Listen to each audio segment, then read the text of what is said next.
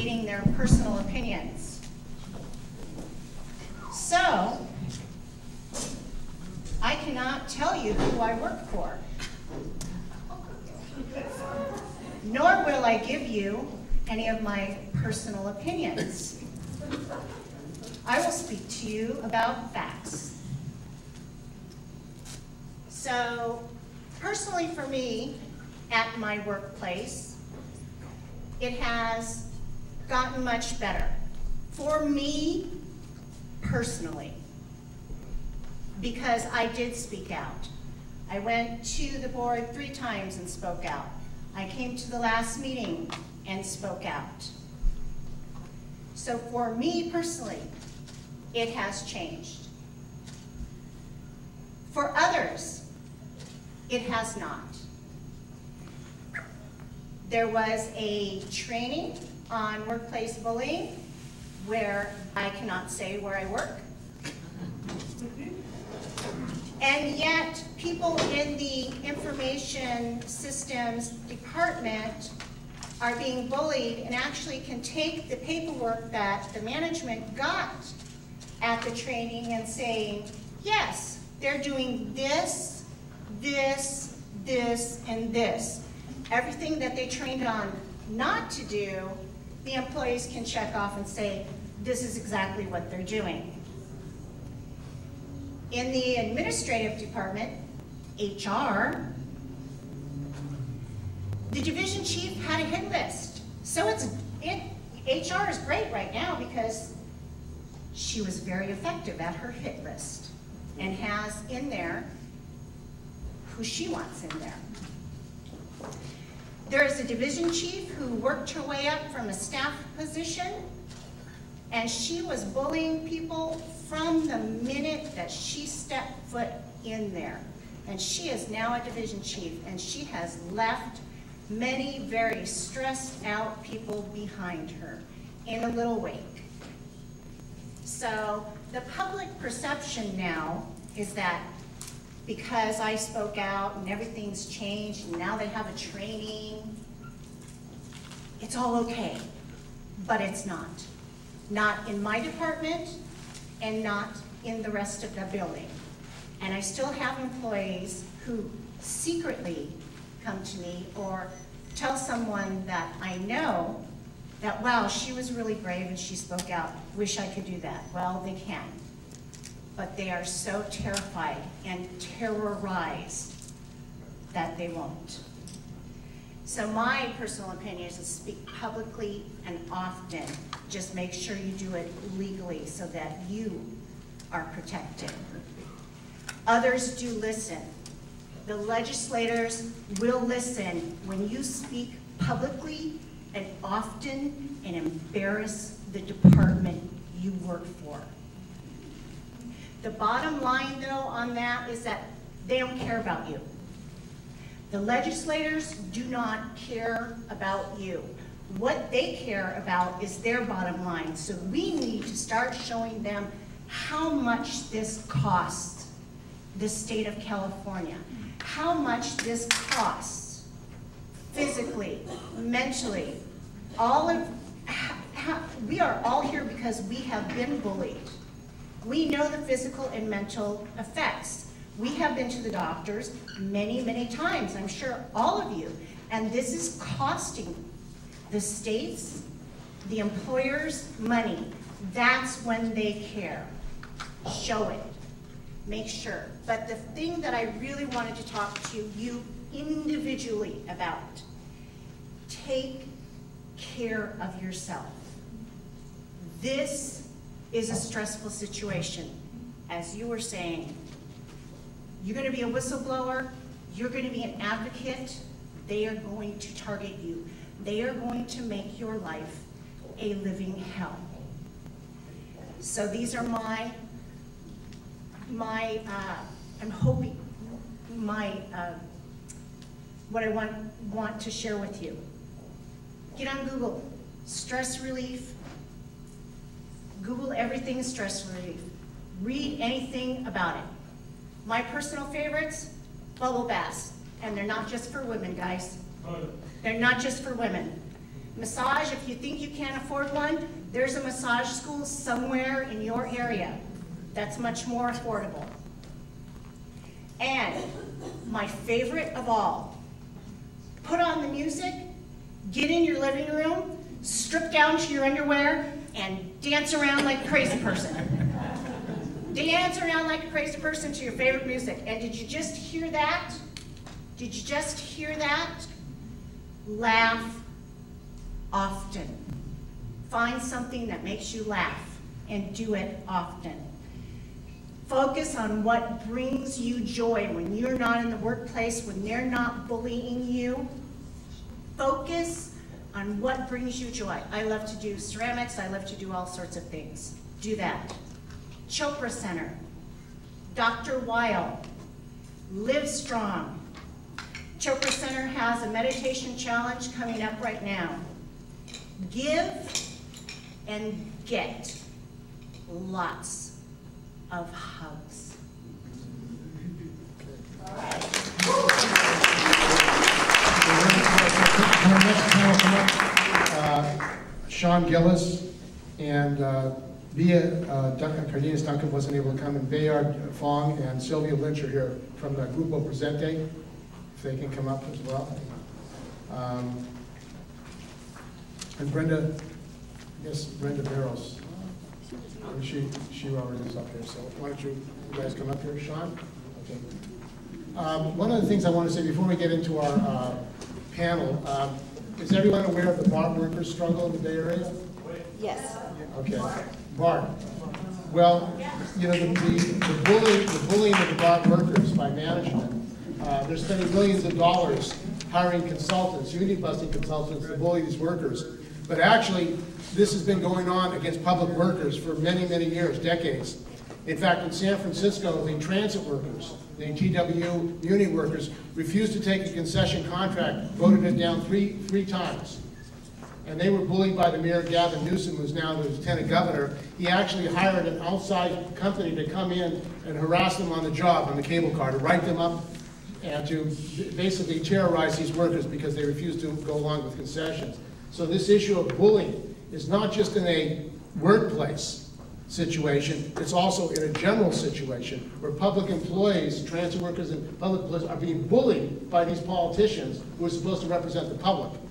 And there's going to be a rally this coming Thursday at 5 o'clock at Franco Gava Plaza in Oakland, next to City Hall in Oakland, and different unions, the IWU, the transit workers, and other unions, the SEIU, are participating. And what we want to do at this rally, which is going to be streamed live, and I want to thank John Perulis here, who's streaming this conference live, but Danny Glover is going to be coming to that rally, but what we're going to say is, enough of the bullying, stop attacking public workers and public education and all public services, and that's critical, that we unite together to defend ourselves against these kind of attacks. So I hope you can all make it.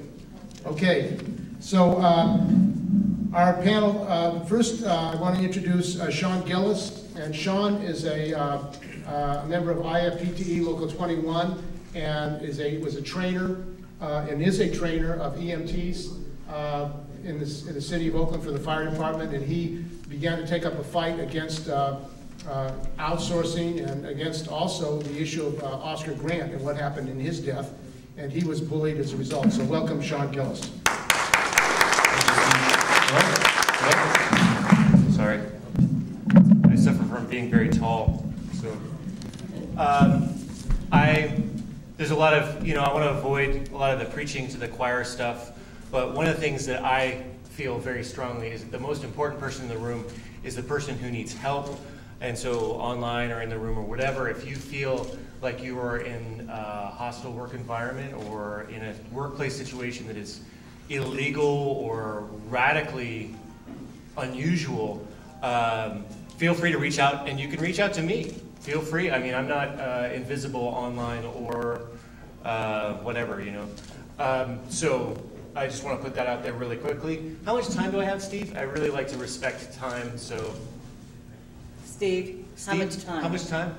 10 minutes. 10 minutes, okay. So really quickly, I'm just going to share with you some things that happened to me that you may not be aware of.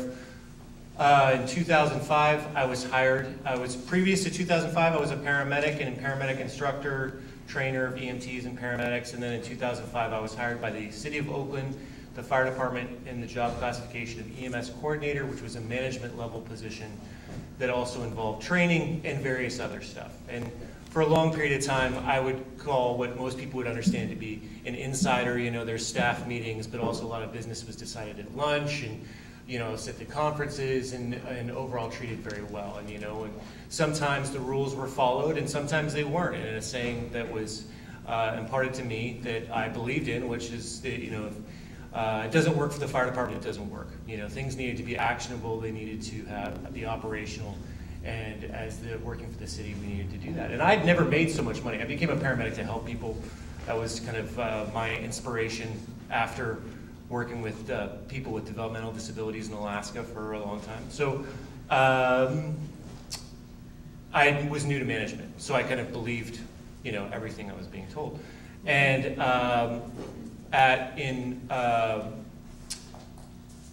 around the time of the Oscar Grant shooting, I was in a position of clinical QA and also responsible for the medical oversight of the paramedics at the Oakland Fire Department, as well as a few other functions. And I had requested an investigation be done. Initially, it was granted. Then it was that I do it, and then it was interfered with, and I was told to stop and not talk about it, and then it never happened, as far as I know. And also the medical records were destroyed, as far as I know, or they don't exist, for that call. And our portion of that, I have to be very clear what I say. So, and a bunch of other really strange things started to happen. And that is the point where my kind of trying to unravel everything that has progressed, my representation comes back and says, you know, really, this is when things start to unravel as far as your relationship with the City of Oakland, and I think I would have to agree in a lot of ways. And so since that time, you know, I'm not necessarily invisible at the City of Oakland. You know, I was an officer at the time. I was the vice president of the city manager section, the H&M section of the union at the time. And I was teaching at Merritt College, an EMT program, and that relationship was officially interfered with through the city. I was forced to attend a performance-related meeting about my job at Merritt College, forced to use vacation time to attend that meeting because it was a relationship with an outside DCO. So got really unusual kind of procedural situations that seemed illegal, but I didn't really know how to deal with it. And there was kind of the marching orders of, you know, well, you know, if you just, you know, play along and, you know, keep a stiff upper lip, you know, things will be okay. You know, just show you're a good soldier sort of things. And that was not the way things ended up going. So one of the things that I chose to do, I was trying to defend myself with the union, and I was told blatantly, look, you know, blatantly, you're going to be fired. Like, we're going to fire you, or you, and there's two ways things can go down. You either get quit, or we're going to fire you. But you should quit because it'll be easy for you, give you a basic letter of reference, get you out the door by Christmas, before Christmas. But if you choose to fight and we go to the union, it'll be more drawn out, and you'll never work in this county again. You know, you'll really damage your career, sort of thing. And so knowing that was really intense. And this is something I've told people before, but it's very personal for me. I've never had a nightmare about a 911 call I've run. I've run some 911 calls that didn't go well, you know, where people have died, where children have been hurt, that sort of thing. Never had a nightmare about a 911 call. I have nightmares about my job all the time, pushing paper, because things, you know, when somebody does something like that and they turn the tables against you, and then this gentleman proceeded to do that. He proceeded to put all the cards in place to get rid of me, and it was working. And I had several nervous breakdowns. You know, I would go to work all day long and go to the bar. George Carlin has a great saying I like, which is, there's a group for people who hate their job. It's called Everybody, and they meet at the bar. And I lived that for a while, and it worked, you know, and I developed this, I noticed something about the human mind, you know, when you're traumatized, you want to retreat. But as soon as you're in a good situation, you want to go into your experience, you know, your friends, dancing, whatever else. And alcohol worked really well for that for me for a long time. So I'd go to work and be like, okay, just stick it out, you know, I've got a lawyer now, and you know, I've separated myself from the union representation, which I didn't feel was going to represent me to the point that I needed to. Now I've got a lawyer, he's going to stand up to me, he believes in me, and some miracles happen, you know. He believed all this stuff about Oscar Grant. I had no proof. I found the emails. There was stuff in writing about this. Stuff that really, you know, were game changers in my case, and I thought was going to really work well for me. Well, let me see. I just want to make sure. Things ended up, and it turned out my case got thrown out of court. They had a summary judgment, got thrown out of court. The boss who was kind of the instrument of all of that also no longer works there, which I perceived as a good thing. But definitely the work environment didn't change that much to the present day. They put a new boss into place who very quickly kind of lined up with what the administration had been doing before, referring to myself as the disease in staff meetings and other favored status as the cure, you know, sort of thing. What else? I don't know how much I want to talk to about my current situation based on it being kind of something that may come back on me in a negative fashion, but I can guarantee you that I believe with all my heart that I will not have this job within a year from now, because they're coming after me very, very hard. Weingarten right violations that I perceive, denial of, so they issued floating furlough days, which are one-day layoffs. I was denied multiple requests to use those days, and now I can't use those days because it's past the deadline to use those days. So just all these things. So I reported a massive violation of confidential records, and of course there'll be no investigation. You're the person who's done something wrong. Shut up. The problem was really you talking about it, not the fact that we don't have policies, that sort of thing.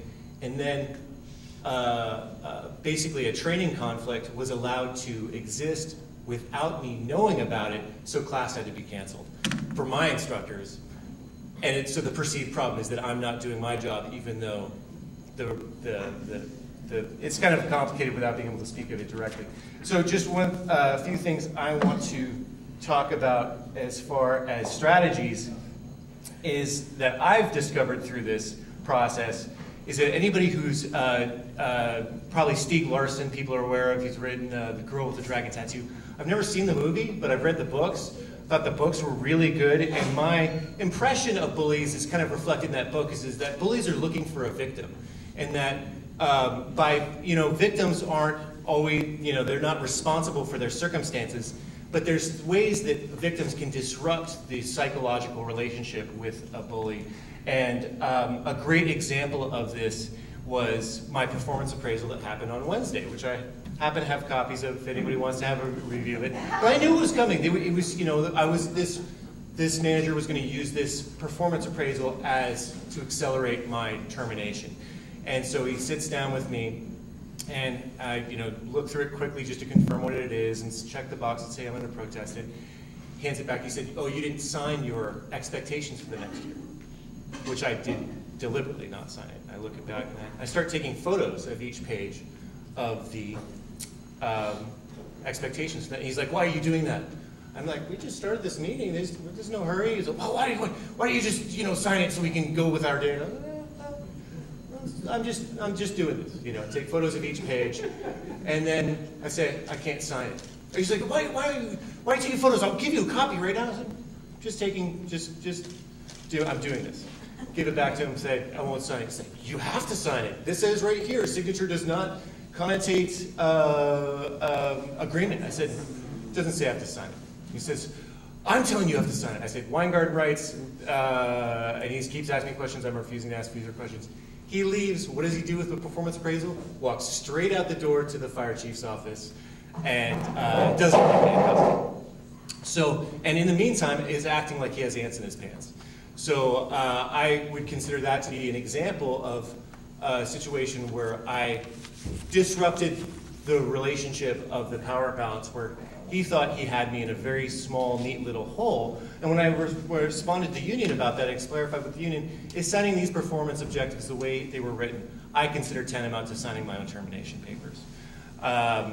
Some other stuff I wanted to throw out there. So simple stuff, I was lucky enough to speak at the Cal State East Bay graduating nursing program. And this is stuff that just really isn't taught, but I think should be taught. Some of the people, when I'm kind of in the struggle as a white man who's never been discriminated against, I think back at all the sexual harassment of minorities that continues to happen, and what the strategies that other people have used to survive for their livelihood, and a lot of those without breaking rules. So how people set boundaries without breaking rules: hold your space and your gaze. So when somebody says something that's very inappropriate, not saying anything, looking at them like they're crazy, those are things that you can't be dinged for, but kind of disrupts the victim abuser dynamic.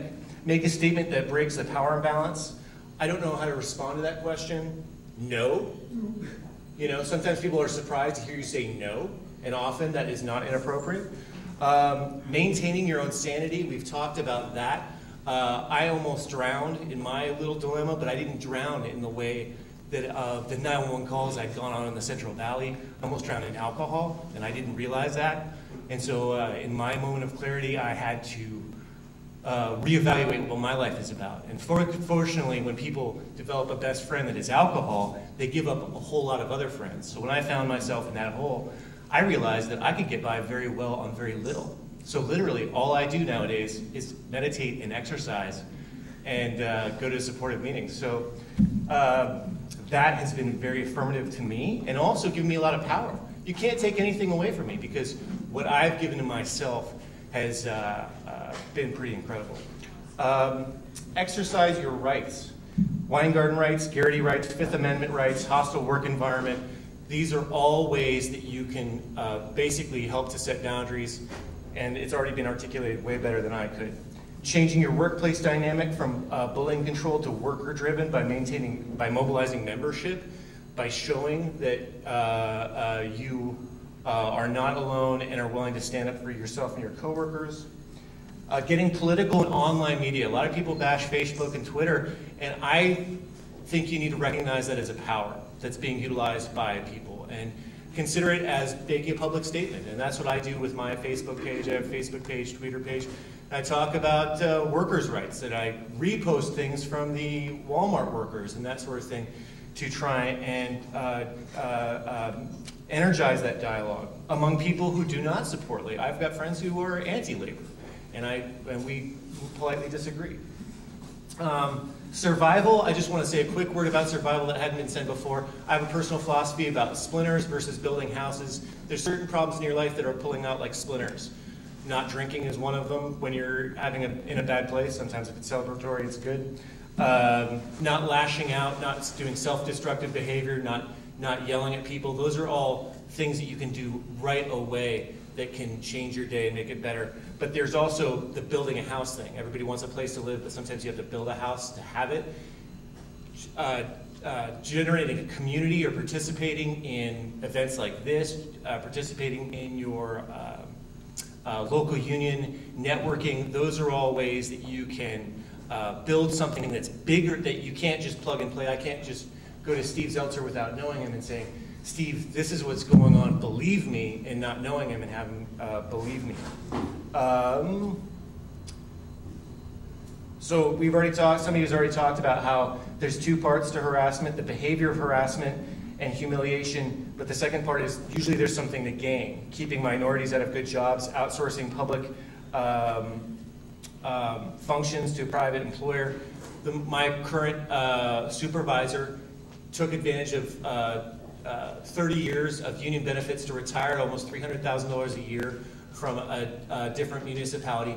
Got a job working for a private entity, trying to outsource, flying around the country, trying to outsource lucrative functions of fire service, and now is my boss, and guess what he wants to do? Outsource training, and guess who does training for the department, right? So it's almost perfect. And I think that that's it. Really quickly, just I wanted to say that some of the things that have really helped me maintain my sanity is idolizing people like Noam Chomsky, Trungpa Rinpoche, Mom Cora Green, who was, something happened in her workplace as a nurse, and she never, in the 50s, and she never worked again. And also Steve Zeltzer, because of how Steve Zeltzer, you know, I've come broken many times to people like Steve and other labor leaders, and they've had the knowledge and wisdom to say, hey, you know, you can keep going, and you need people like that. That's it.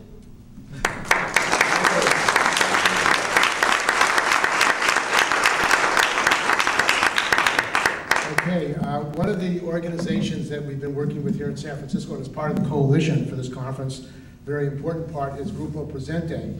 And they have a long history in San Francisco defending the public workers in San Francisco against bullying. And we have two of their representatives, Silvia Lynch and Fong. And I first met Silvia actually marching at the Department of Public Works, defending some workers in a direct action. And I said, wow, this is a real action to defend public workers. So welcome, Silvia and Bernard. Thank you very much, Steve. I really have to take this moment to thank you, Cosme, for being such activists and nurturing resources and educating us and the community, fulfilling your mandate to make change. And a lot of people do admire your, both Cosme and your efforts to this community, so thank you both.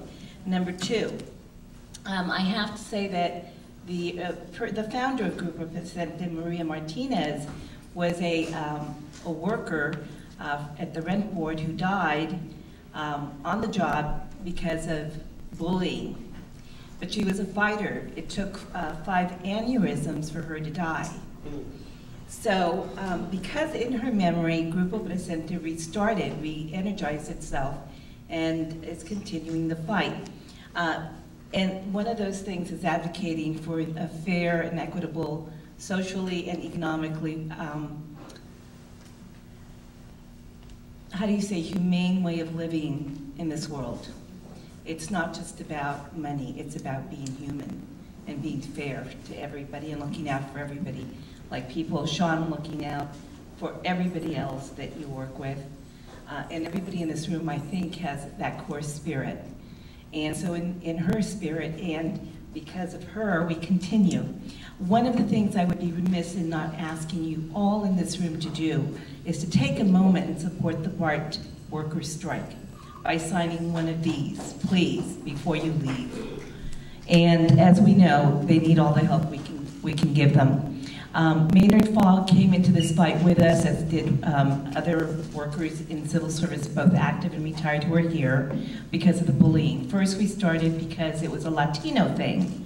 We realized that because we're Latinos, we tend to be a little bit more mouthy and a little bit more passionate about things that happen to us. That's a no-no.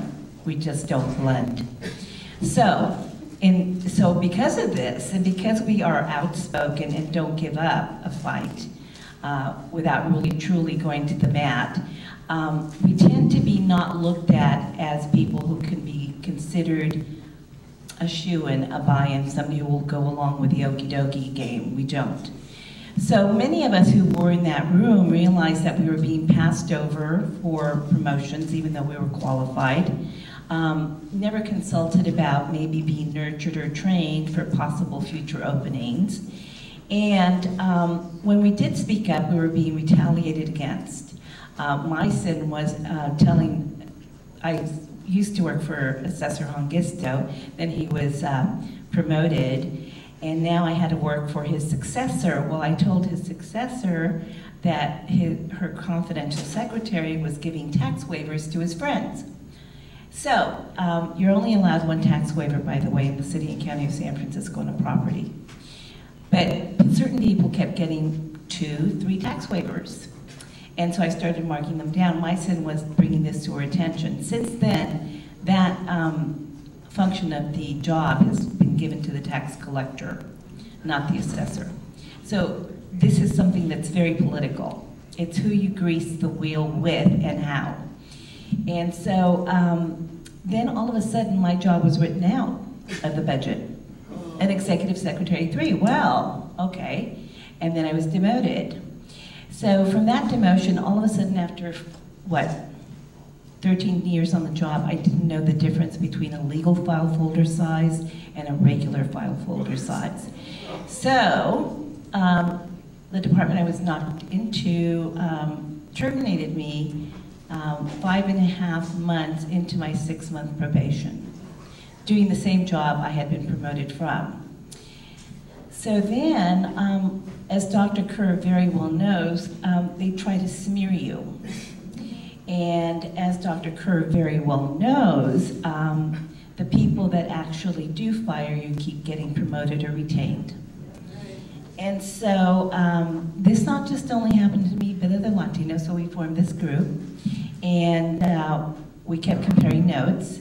And luckily, some of us were also very active in the Latino Democratic group, who fought for an overthrow of Willie Brown's machine politics in San Francisco and replaced it with a very liberal, progressive set of supervisors.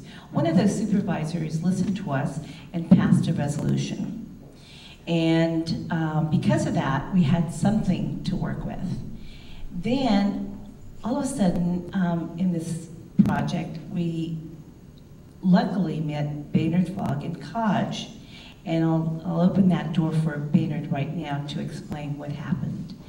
And then Dr. Kerr came into play, and all of a sudden things got kicked up into high gear. And so now we're here, and I don't believe anything in life, us being in this room, is an accident. I think timing is such that all these forces, to me, are coming into play at one time right now, and it means to me it's fertile, very fertile. There's a lot of energy in this room, and I think women, I'm not saying men don't feel that energy, but women, when you get them in a room, don't be surprised if the world turns on its axis, if they're all geared into one direction. So, knowing that power and knowing that we have the support of the men in this group, I'm going to turn to Mr. Fong to see what he says about his observations and what has happened to this point.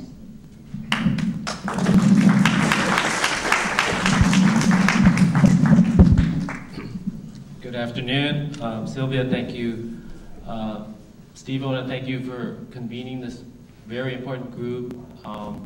I actually hadn't planned to speak today, but I'm privileged and honored to be able to speak with you. I've actually been working for the city government for close to 30 years now. It'll be my 30th year, August 22nd, be my anniversary. But just like anything else, life is a roller coaster. But I would like to share the teaming of COG, the Coalition of Asian American Government Employees.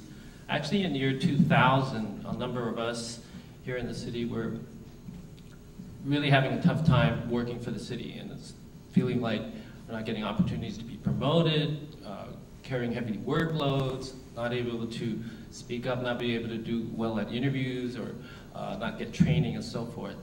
And the difficulty is complaining. We're worried about losing our job, and I think many of us here have felt that fear. And even starting COG, I was looking over my shoulder everywhere I went. And it was quite difficult at that time. But I think the important thing that Presente and Latinos for Affirmative Action way back when was to form a unit to provide a network of support that's needed for the individual. The individual, we all need support. Just like we all need friends to give us support, and our family. So as I was growing up, my grandpa used to say he was treated like a dog being here in America. And I had the opportunity to work in Chinatown on civil rights issues and making things fair for our community, for what my grandpa didn't have, or for what my dad didn't have. There were certain parts of the city you couldn't live in. You couldn't rent in the Richmond district if you were Chinese. That's what my aunts and uncles told me about. I had the privilege of working at agencies like Chinese for Affirmative Action. You learn about voting rights, you learn about public accommodation, and equal opportunity in housing, employment, and education. And then I had the privilege of raising 3 kids. And in this great society of ours, we're taught to the golden rule: treat everyone like you want to be treated. That's kind of what my grandpa was speaking of. It's kind of like what my dad was speaking of. But also the challenge is many of us, Asian Americans and others, actually, as it turns out, all peoples are good people, and we want to treat people fair, and we're afraid to buck the system. And so we need to learn to change our culture to be better, to be prepared to challenge or to speak up for ourselves, to be assertive.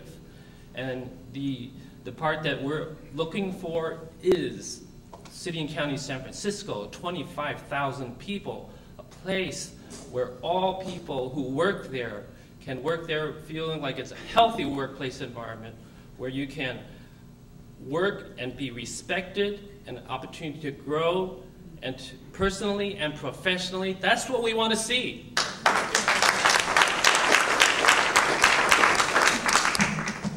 This is what I want to, as my kids are growing up, everything I do, I want to be proud and not afraid to turn to my kids and say, what happened at work today?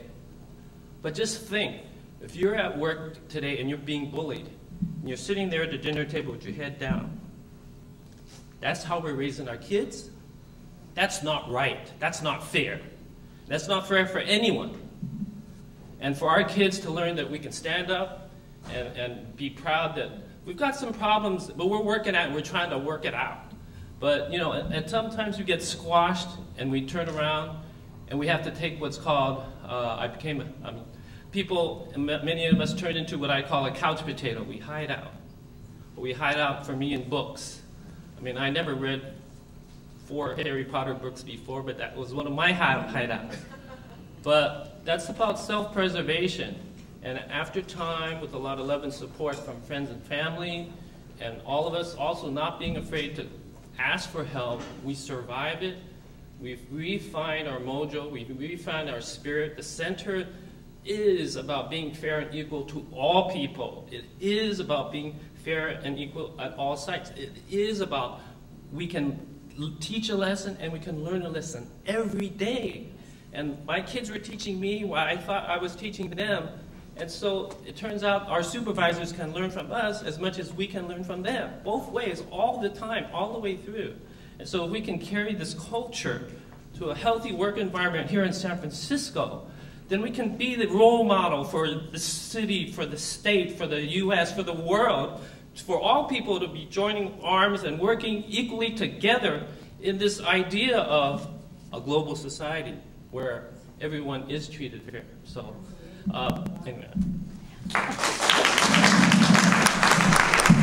me close in saying that because of our association with COJ, and it's been a very good association, powerful one, we developed a game plan that we are executing.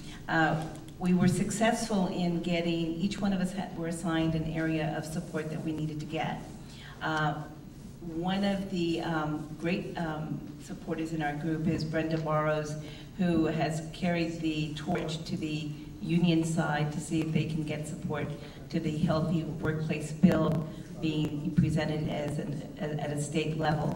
I was tasked with Dr. Kerr's group to get the Latino Democratic Club endorsement, and we did get that one. And it was because of his presentation and Mercy Hernandez, who is because of the stress and she really took a toll physically. She needed to get out of the job because she was literally dying on the job. And so between Mercy and Maynard, they did a fabulous job of presentation before the Latino Democratic Club of San Francisco and got their endorsement.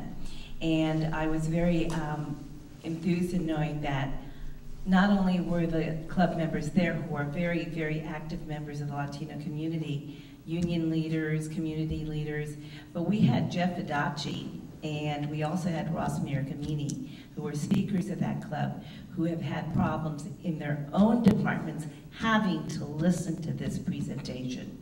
And from the feedback I got, it was very eye-opening. So we are making change, and little by little, we'll get there to make it a state bill. Thank you.